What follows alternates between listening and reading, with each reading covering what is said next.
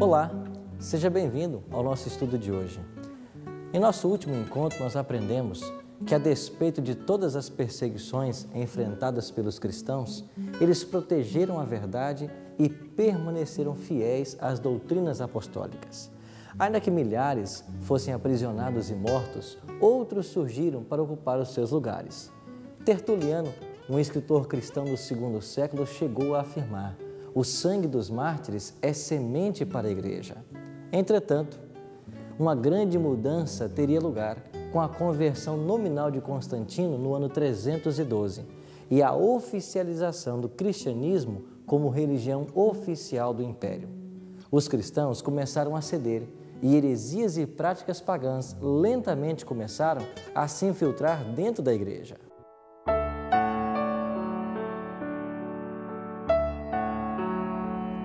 Essa transição foi assinalada pela última grande perseguição aos cristãos. João fala dessa perseguição em sua carta à igreja de Esmirna, em Apocalipse 2:10. Não temas as coisas que tens de sofrer. Eis que o diabo está para lançar alguns de vós na prisão, para que sejais provados, e tereis tribulação de 10 dias. Sê fiel até a morte, e dar-te-ei a coroa da vida. Levando em consideração o princípio dia a ano de interpretação profética, baseado na ideia de que cada dia profético representa um ano literal, conforme Números 14:34 e Ezequiel 4:6 e 7, a igreja enfrentaria 10 anos de forte perseguição.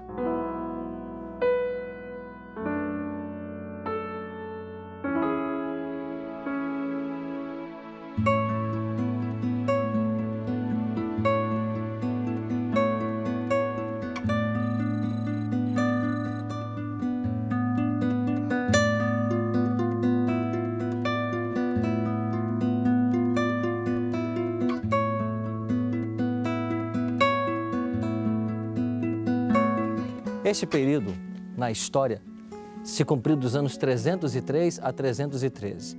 As fortes perseguições do imperador Diocleciano fez com que os cristãos fossem expulsos, tivessem suas casas confiscadas, a religião foi oprimida e tiveram até o risco de perder sua cidadania. Segundo o historiador John Fox, essa foi a 10ª, a última e a mais terrível e sistemática das perseguições. Os cristãos foram então perseguidos, destruídos e todos tiveram que abandonar sua fé. Aqueles que não fizessem isso poderiam então ficar sem a proteção da lei.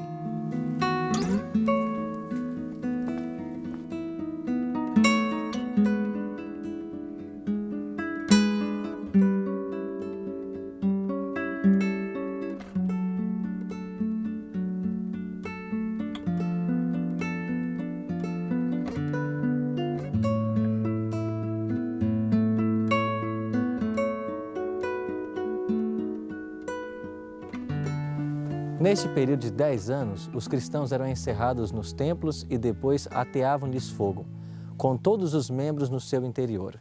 Diocleciano renunciou ao trono no ano 305. Entretanto, seus subordinados e sucessores, Galério e Constâncio, continuaram a perseguição contra os cristãos.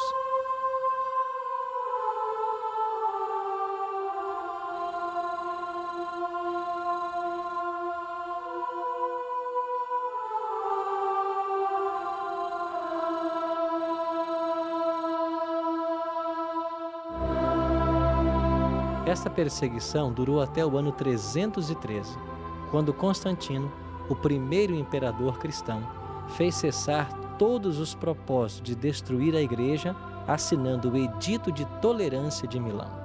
O edito declarava: convém que Vossa Excelência saiba que decidimos suprimir todas as restrições contra os cristãos, encaminhadas a Vossa Excelência nos escritos anteriores, e abolir as determinações que nos parecem totalmente infelizes e estranhas à nossa brandura, assim como permitir, a partir de agora, a todos os que pretendem seguir a religião dos cristãos, que o façam de modo livre e completo, sem serem aborrecidos ou molestados.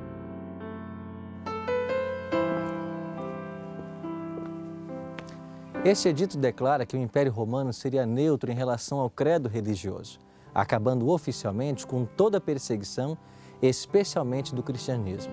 A aplicação do edito fez devolver os lugares de culto e as propriedades que haviam sido confiscadas dos cristãos e deu ao cristianismo e todas as outras religiões o estatuto de legitimidade.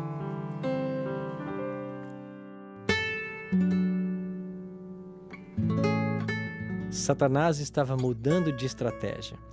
Procurou hastear sua bandeira na igreja cristã. Buscou alcançar pelo engano aquilo que não conseguira pela força.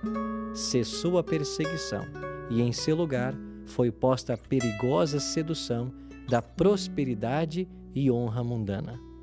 As pessoas eram levadas a receber parte da fé cristã, enquanto rejeitavam outras verdades essenciais.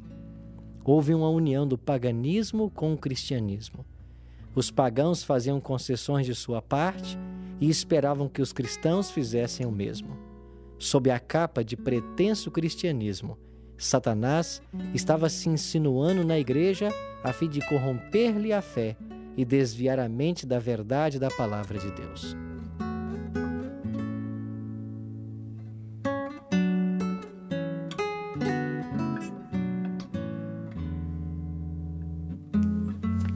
Em 305, Diocleciano renunciou ao cargo.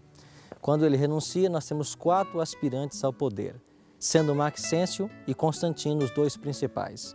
Esses se enfrentaram no ano 312, na ponte Milvio, a 16 quilômetros de Roma.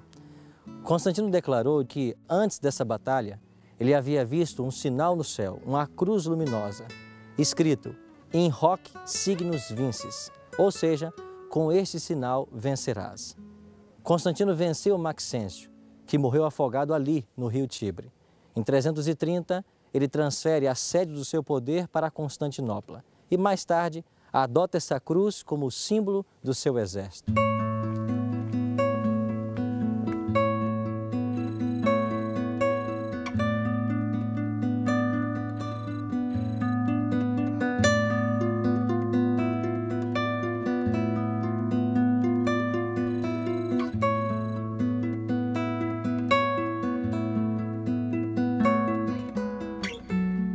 O Arco de Constantino foi erigido para comemorar a vitória de Constantino sobre Maxêncio na Batalha da Ponte Milvio. O curioso nesse arco é que não há muitos elementos decorativos lembrando Constantino, e sim relevos que mostram o imperador Marco Aurélio e ornamentos que celebram a vitória de Trajano sobre os dácios. Isto acontece porque os artistas do final da civilização romana, de estilo duro e expressionista, recorrem a curiosos sistemas de aplicar a esses arcos ornamentos e estátuas provenientes de monumentos mais antigos. A poucos quilômetros do Arco de Constantino, nós temos a Basílica de São João de Latrão. É a catedral do Bispo de Roma, o Papa. Seu nome oficial é Arquibasílica do Santíssimo Salvador. Como catedral da Diocese de Roma, contém o trono papal, o que a coloca acima de todas as igrejas do mundo. Tem o título honorífico de mãe e cabeça de todas as igrejas de Roma e do mundo. Foi fundada por Constantino para ser a principal igreja de Roma. Era a única dentre as 3 grandes basílicas construídas que se encontrava no interior dos muros que cercava a cidade e, por isto, serviu de catedral e foi aberta ao público. A dedicação oficial foi presidida pelo Papa Silvestre I no ano 324. É uma das 4 basílicas patriarcais de Roma. As basílicas patriarcais são caracterizadas por uma porta santa, que hoje se abrem a cada 25 anos, e um altar papal. As outras 3 basílicas são Basílica de São Pedro, Vaticano, fundada sobre a sepultura do apóstolo Pedro, a Basílica de São Paulo e a Basílica de Santa Maria Maior, construída durante o pontificado do Papa Sisto III e dedicado ao culto de Maria, Mãe de Deus. Durante a Idade Média, foram realizados 5 grandes concílios ecumênicos na Basílica de São João de Latrão, conhecidos como os Concílios de Latrão. Sua modificação mais importante data de 1650, quando o Papa Inocêncio X chamou Francesco Borromini, que transformou a Basílica de 4 naves laterais em uma igreja barroca. Entre 1733 e 1736, Alessandro Galilei acrescentou a fachada monumental que marca o apogeu do barroco em Roma. Altas pilastras e colunas dividem a parede em 5 seções com uma central. Uma balaustrada adorna o ático com imagens dos santos.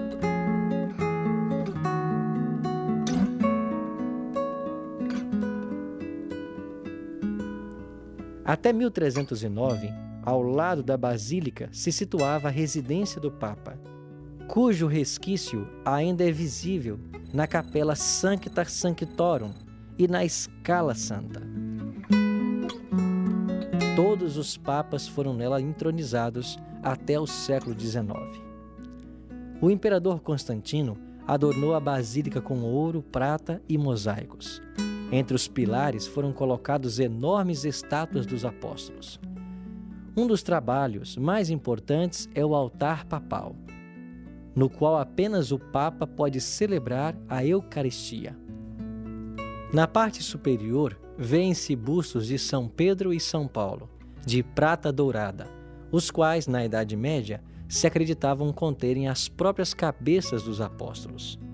E abaixo do altar está o túmulo do Papa Martinho V. Nessa igreja, em 1417, ele deu por findo o grande cisma da igreja, quando havia 3 papas candidatos ao trono. No lado meridional da basílica, nós temos o batistério octogonal de Latrão, que é provavelmente o mais antigo do cristianismo. Considerado o protótipo dos batistérios, foi construído por Constantino, que teria sido ali batizado. Na praça, temos o Obelisco Laterano, que é o maior obelisco de Roma, com mais de 32 metros de altura. Este obelisco foi construído na época dos faraós Tutmoses III e Tutmoses IV, 15º século a.C. É proveniente do templo de Amon, em Tebas, no Egito. Foi transportado para Roma pelo imperador Constantino II e colocado nos Circos Máximos.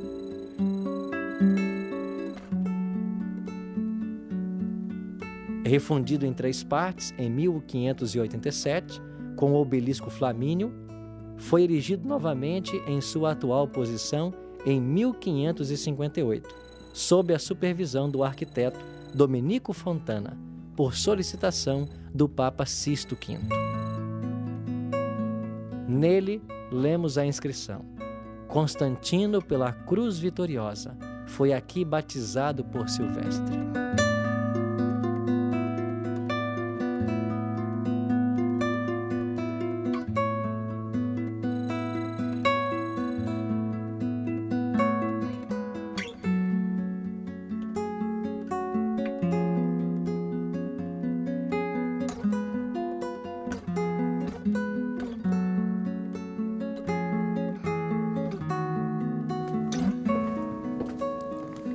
A conversão de Constantino causou grande regozijo no mundo religioso. E sob o aparente manto de piedade, as tradições começaram a se infiltrar dentro da igreja. O paganismo tomou conta de toda a cristandade. E esses ritos e essas cerimônias cada vez mais foram colocadas no culto e na fé cristã. A maioria dos cristãos finalmente se consentiu em baixar a norma e começou a haver uma união entre o paganismo e o cristianismo.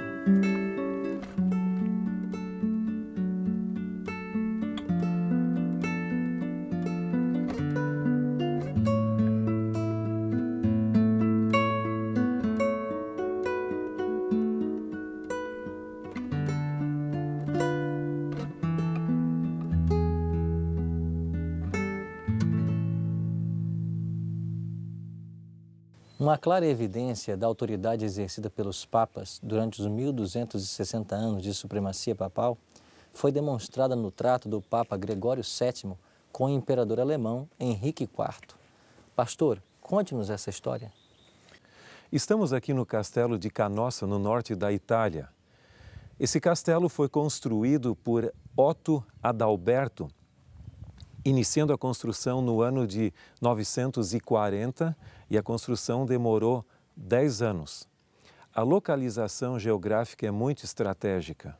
Não só a visão ampla é bela, mas a rocha é íngreme, dificultando muito o acesso. Além disso, na construção foram colocadas 3 fileiras de muros, tornando o lugar na época praticamente inexpugnável. Um incidente muito importante ocorreu no ano de 1075.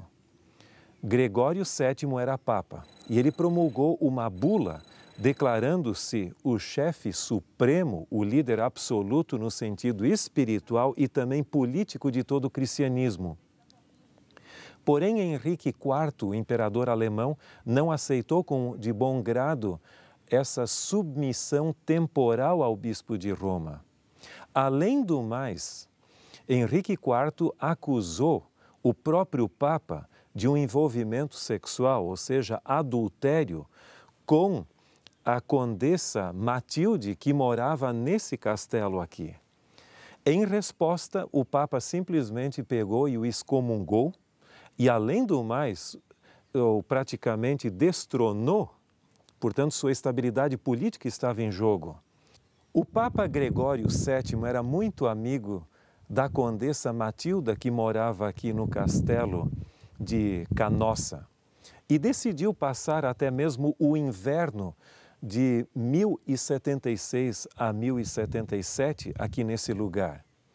Ciente de que o Papa aqui se encontrava, Henrique IV veio da Alemanha para esse lugar para pedir perdão ao Papa, porque ele temia, sendo excomungado, que perderia todo o seu prestígio e seu poder político na Alemanha.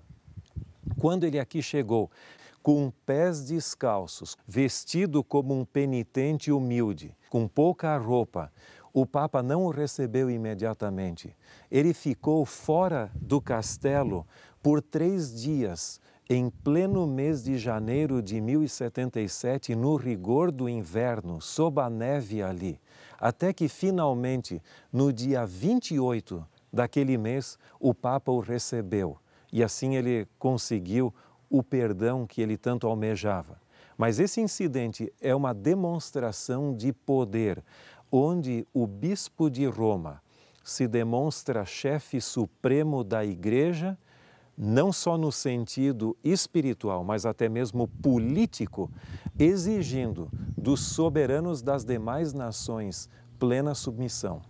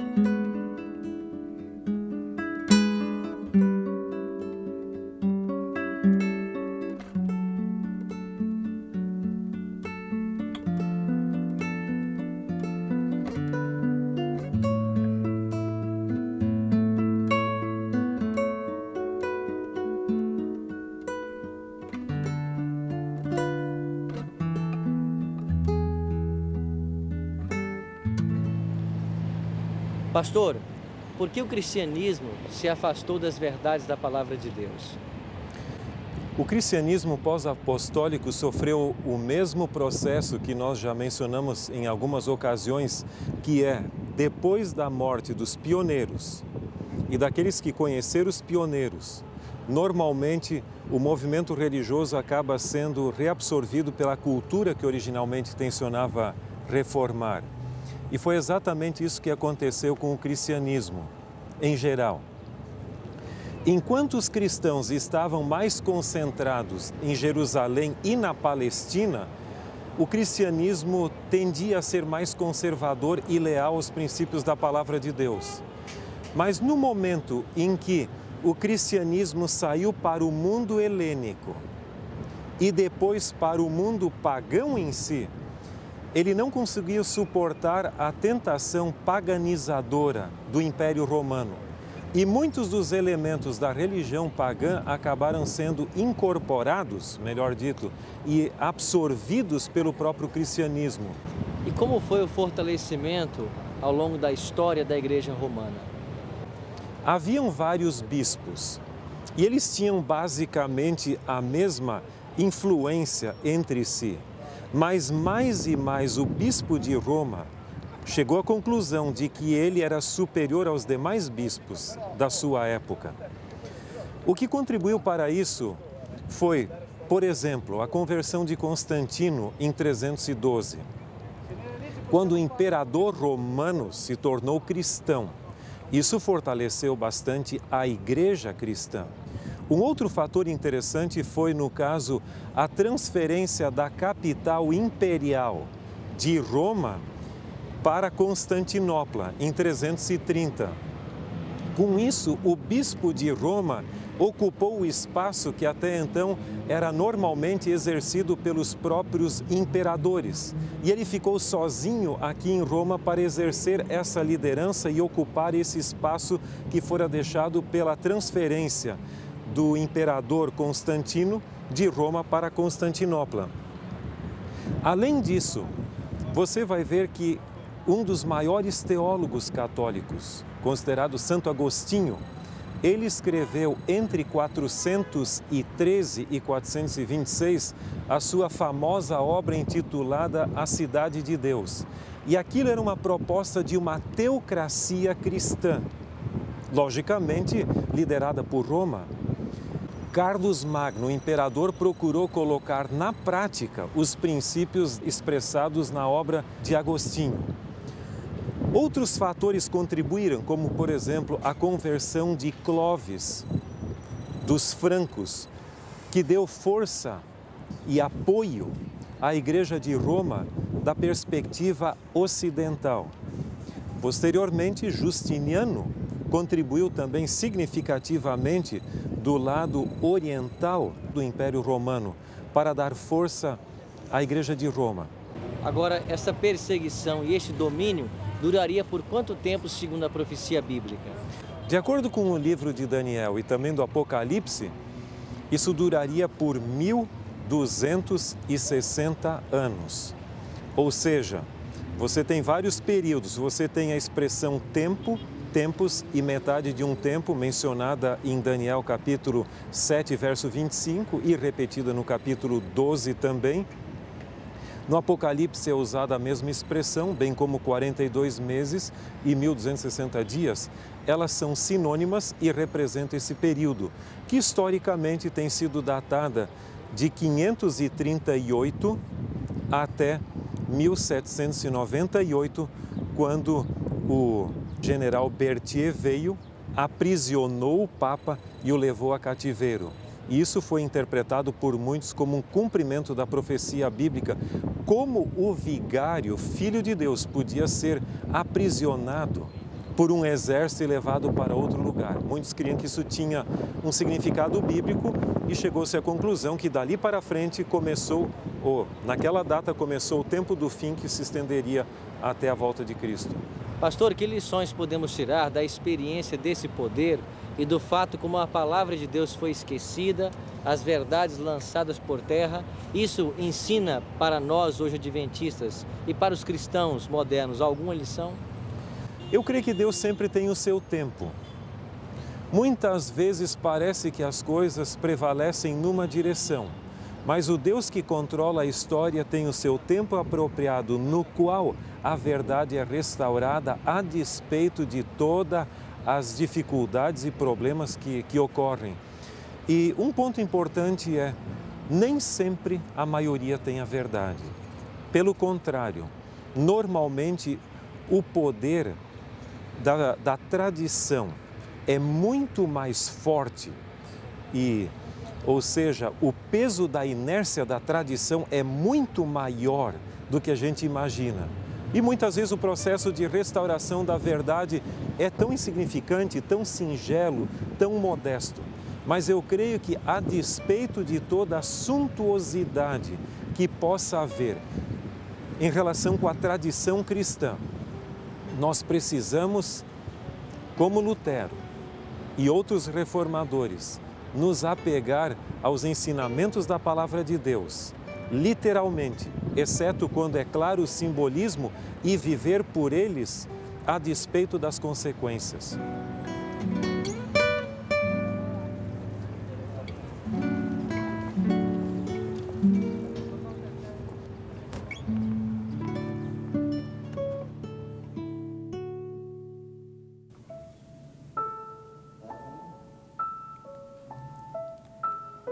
Nem sempre a maioria tem a verdade. É por isso que a Bíblia nos admoesta em Êxodo 23, verso 2. Não seguirás a multidão para fazeres o que é mal. Talvez, ao terminarmos o estudo de hoje, você esteja muito surpreso com várias revelações que aqui foram feitas. Mas permita-me dizer algo muito especial para você. É possível estar sinceramente errado. É possível estar se crendo em ensinamentos que não são bíblicos, mas apenas baseados na tradição humana. É por isso que Cristo, no Evangelho de São Marcos, no capítulo 7, verso 8, ele advertiu: negligenciando o mandamento de Deus, guardais a tradição dos homens. Você está agora diante de uma importante decisão: ficar do lado da verdade bíblica ou continuar a guardar as tradições ensinados por alguma igreja ou líder religioso. Eu oro para que o Espírito Santo de Deus ajude você a decidir-se pela verdade. Por isso, queria convidar você agora a tomar uma importante decisão. A minha decisão é: após descobrir que muitas tradições entraram para o cristianismo, ocupando o lugar da verdade, desejo abrir meu coração à influência do Espírito Santo, para que ele, mediante o estudo da Palavra de Deus, me ensine toda a verdade e me ajude a ser fiel em tudo que aprender.